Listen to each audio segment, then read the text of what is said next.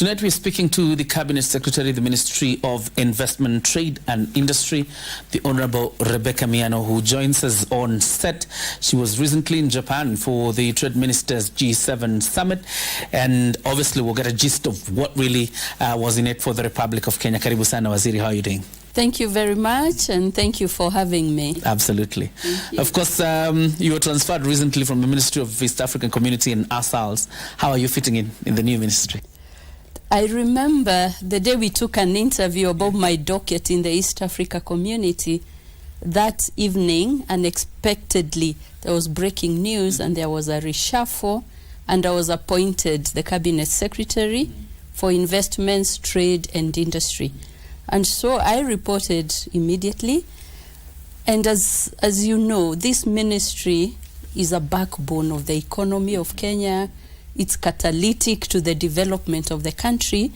And therefore, I assumed a ministry that I am very, very much aware that it is a very important docket. It's one of the strategic pillars of the Kenya Kwanza government. It is the foundational ministry, and therefore I've taken it with a lot of seriousness. So far, so good. I have found a good team of the PSs and the technical staff. They have taken me through the initiatives that they have and the priorities for the ministry, and we have settled down well. And I look forward to delivering together with the team. But of course, there's no ministry bigger or lesser than the other. But this being a key cog of the better plan, do you think this is a testament of President William Ruto's faith in women leadership?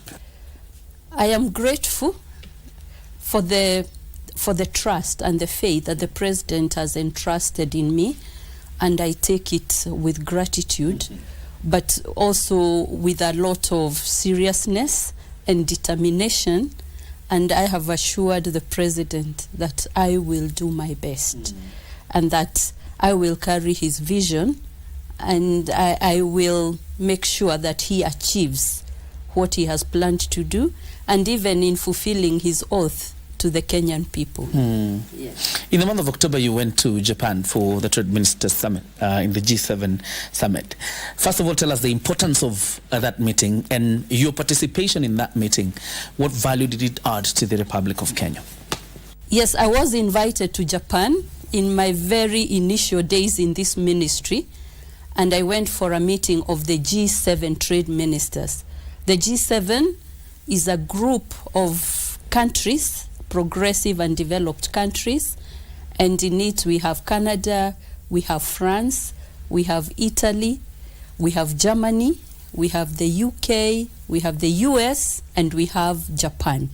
And these are the countries that contribute about 40% of the global GDP.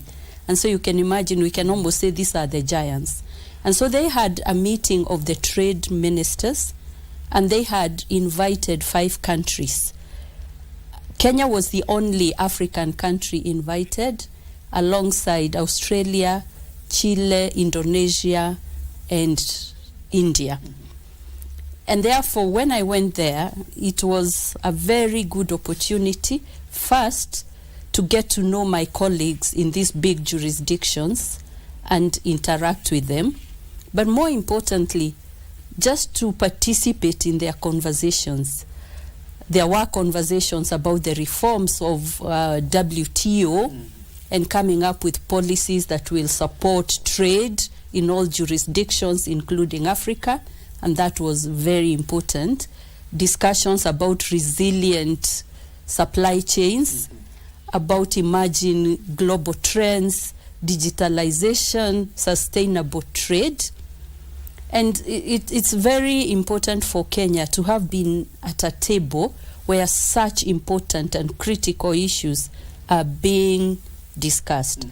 I had an opportunity to present the case of Kenya, just what Kenya has to offer, what our business terrain is all about.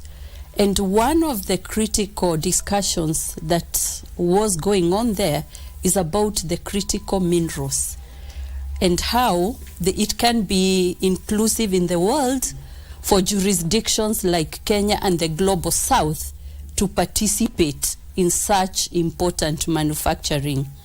I had bilaterals with many of those countries. I had bilaterals with Japan, with Canada, with France, and a few others.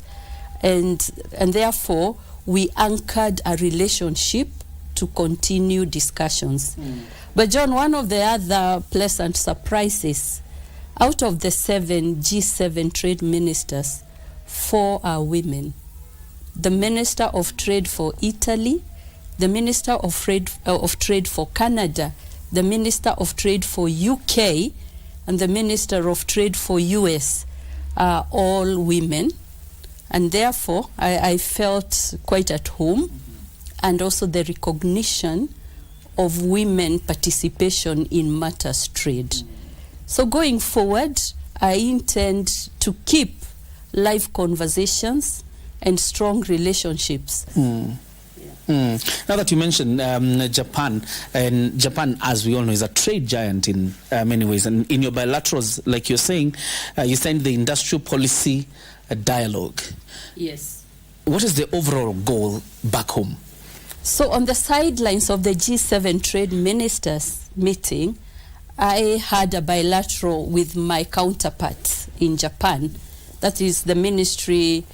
They are METI. They call it METI. Ours is MITI. And we had a long conversation with my colleague. As you know, Kenya and Japan have been trade partners. We have had good bilateral relations. We know the support that Japan has been giving to Kenya in the fields of trade, education, health, energy, and all these fields. And so we discussed many issues, and most of them to do with technology, how we can learn from Japan, how we can partner in the field of technology, Internet of Things, capacity building, their vision and their targets about even e-vehicles, electric vehicles. And one of the interesting conversations we had in this policy dialogue is about the industrial parks. Japan has 47 prefectures. That is the organization of their government. And by coincidence, Kenya has 47 counties. And we discussed how we can even twin each prefecture with a county here. And so the technical teams will work on the details to identify the strengths and capacities and the resources available in counties and match that with Japan, just for benchmarking, for mentoring, and even developmental support.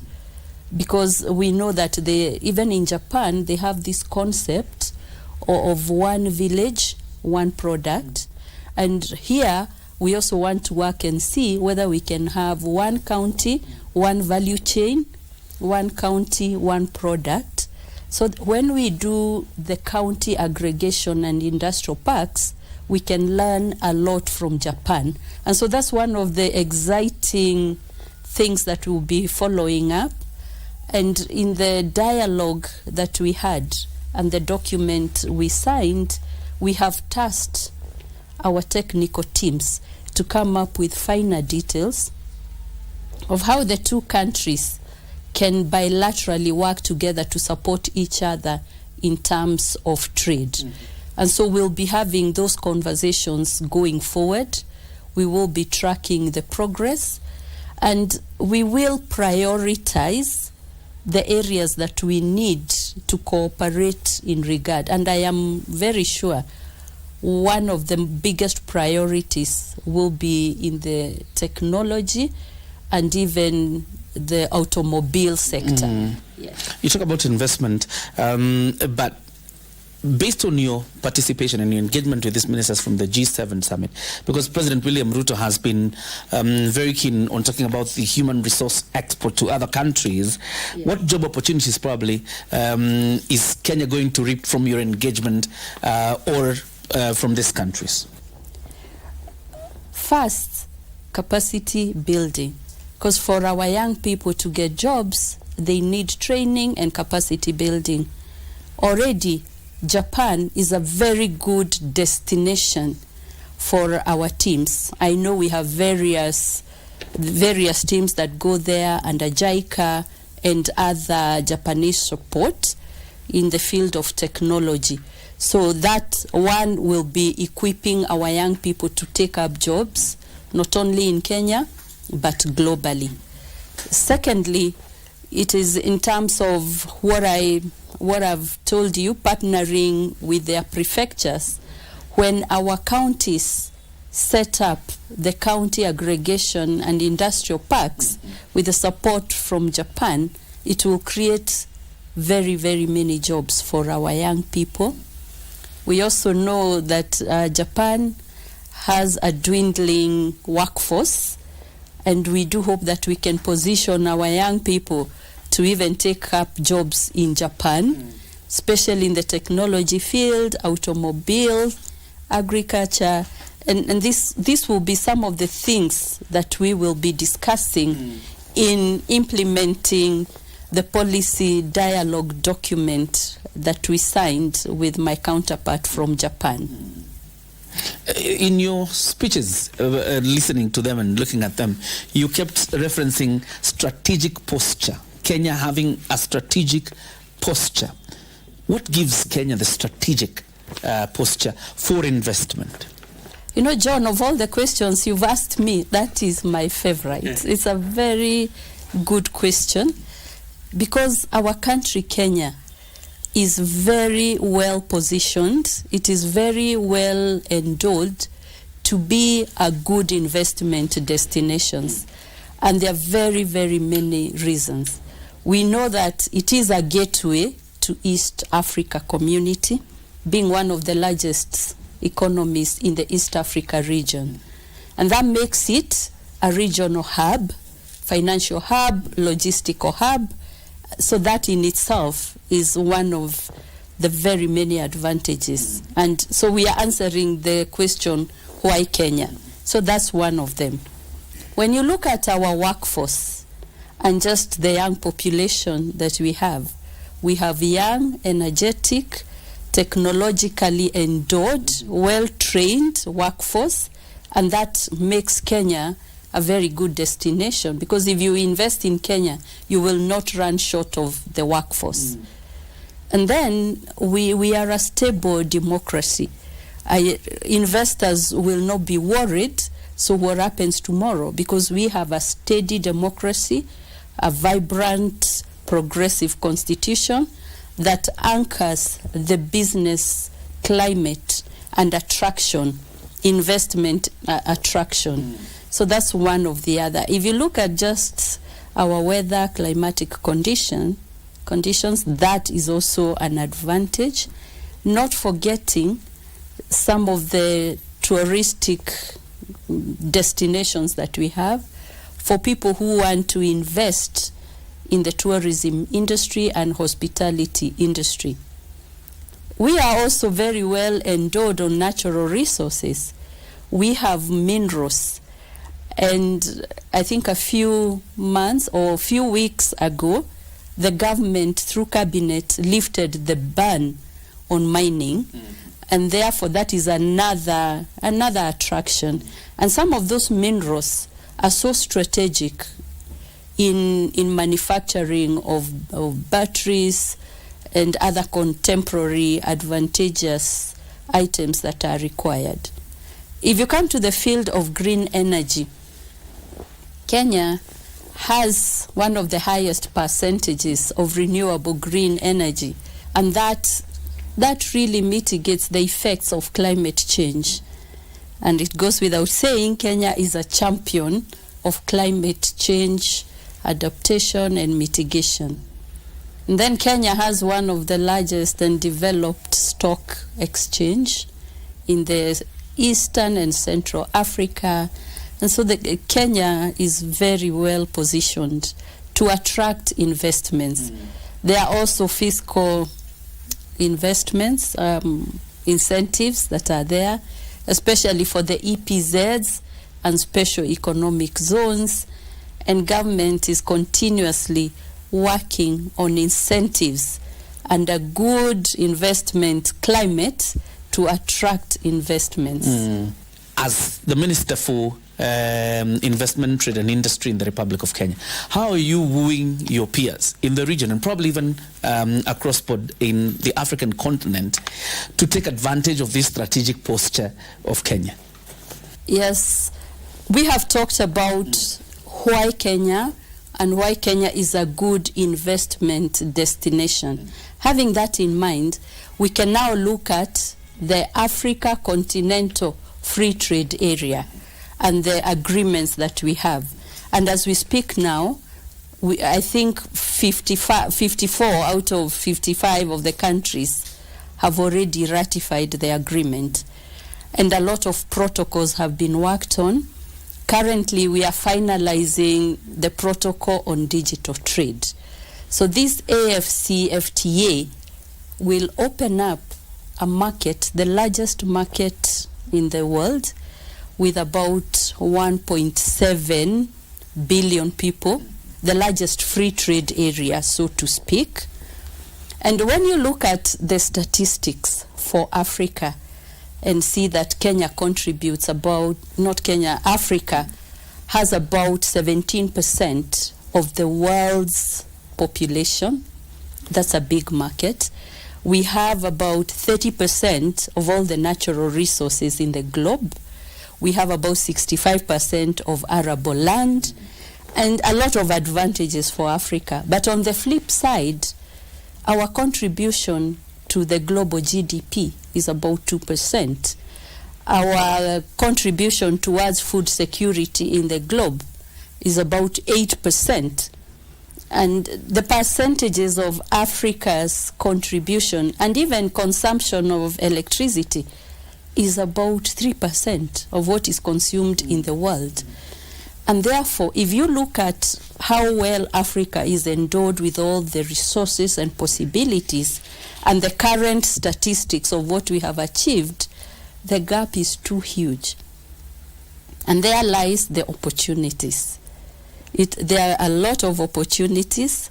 And even before I continue, just to confirm that Africa has one of the highest resources for renewable energy, though they are not developed yet and exploited yet. And so when we have this Africa continent free trade area, Kenya has to position itself to be ready and able to trade in this free trade area that has been created.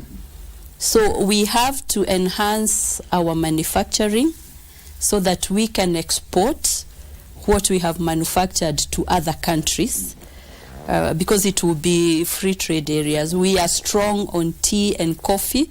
We want to have Kenya tea being enjoyed in West Africa, Central Africa, and all the other countries. That is one of them. We also need to sort out our incentives, taxation, and whatever else incentives we can have. I want to take you back a bit to that strategic posture.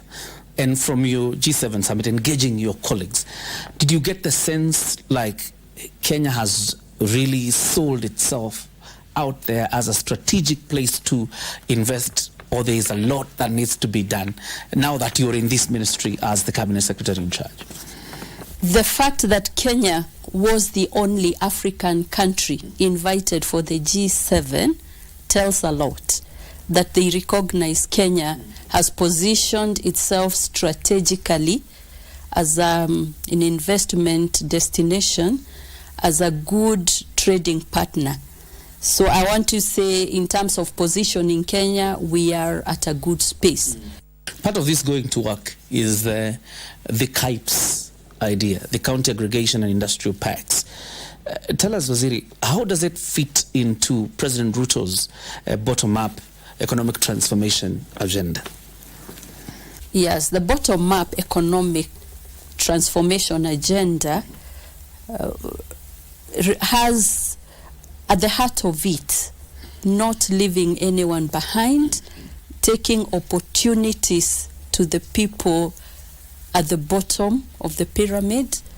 It is inclusive and making sure that every Kenyan's lives is uplifted. And therefore, the KIPES, the County Aggregation and Industrial Parks, will bring up aggregation centers so that even the small-scale farmers, everybody at whatever level of farming that they have or production, they can then bring their products to the aggregation centers for that to find its way to the market. And that will give opportunities to everybody, even at the grassroots level, to the local level, to participate in growing the economy and putting money in their pockets. That's one. Number two, the KIPES will offer a lot of employment opportunities. The industries there, the aggregation centers, will create many, many thousands of jobs. And that will also help in uplifting the lives of the Kenyans, even at the local level and at the county level. I look forward to breaking ground for the counties that haven't done that, and following on progress of those that are already in construction, so that we start identifying investors, we start farming up modalities of the aggregation, where the market will be and what products each county will have, and we will get to see which county will have which product. As we wind up, Waziri, what are those two things that you have set out to do in this 1 year as the Cabinet Secretary, Investment, Trade and Industry? What are those two things you have set out to do this year? Number one, I want to create an enabling environment for local trade and even international trade to thrive, so that we increase local manufacturing and we attract investment. I want to do that by looking at enabling policies.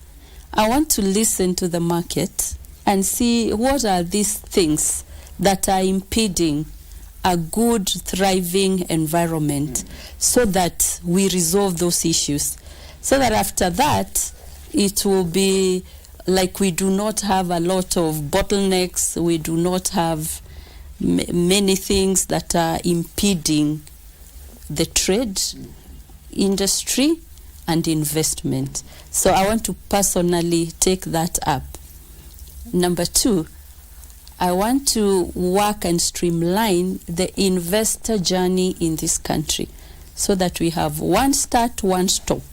When an investor is interested in investing in Kenya, it is as clear as black and white, as daylight, what the process is, and that will involve the ease of doing business, so that investors, even as they are considering Kenya from where they are, it is very clear what the steps are, and that will increase speed and efficiency.